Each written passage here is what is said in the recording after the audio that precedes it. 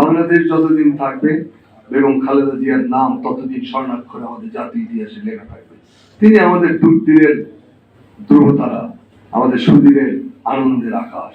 সন্ধানী এবং রোববার এই চারটা পত্রিকা, সাপ্তাহিক পত্রিকাগুলো, দৈনিক পত্রিকাগুলো যেগুলো সার্কুলেশন বেশি ছিল।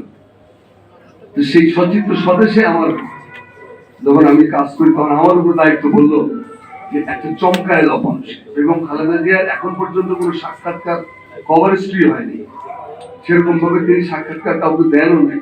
সেই সাক্ষাৎকারটা নিয়ে আমি তো বললাম অথই সমুদ্রে আমি কি করে মইনুল রোডের বাসায় যাবো। সেই দুর্দিনে ব্যারিস্টার মওদুদ আহমদ এবং একে মাইদুল ইসলাম মুকুল ভাই, এই দুজনের দ্বারস্থ হলাম আমি, ভাই এক সাক্ষাৎকারের ব্যবস্থা করে দেন, আমার চাকরি থাকতো না। চাকরির কথা বললাম তো এই দুই মানে ঘনিষ্ঠ বিখ্যাত রাজনীতিবিদের চেষ্টার ফলে বেগম খালেদা জিয়ার সাক্ষাৎকার নেওয়ার সুযোগ পেলাম 83 সালের 19শে মে। সেই সাক্ষাৎকারের যে ছবিটা কভারে ছাপা হয়েছিল আমি নিয়ে আসছিলাম দেখানোর জন্য, আমি গাড়িতে ফেলে রেখে আসছি।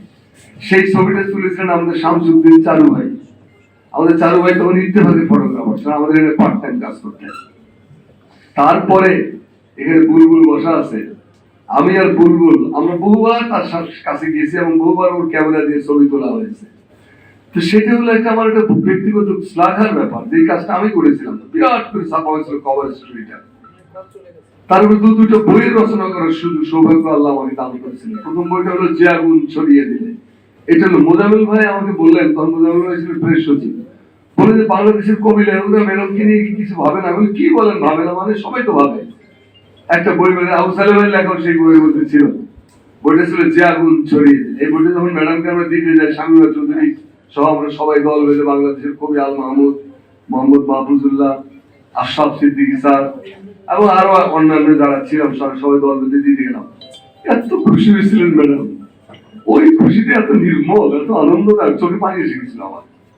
আর সর্বশেষ যে কাজটা আমরা করলাম 18 সালে, প্রফেসর এমাজউদ্দিন আহমদ এবং আমরা দুইজনের আয়োজনে, এটার পিছনে আরো অনেকের অবদান ছিল, বিশেষ করে সর্বশেষ দিকের অবদানটা হলো আমাদের রিজভি ভাইয়ের।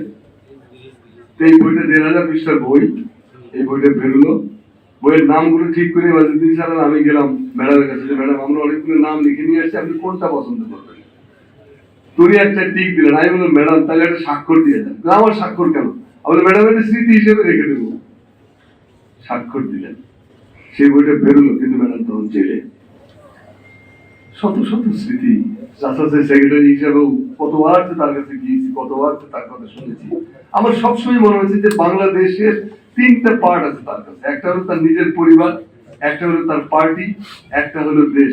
এই 3টাকে তিনি একখানে করে ফেলেছিলেন, একটার সাথে আরেকটাকে কোনো বিভাজন করেননি, পার্থক্য খুঁজে পান নাই।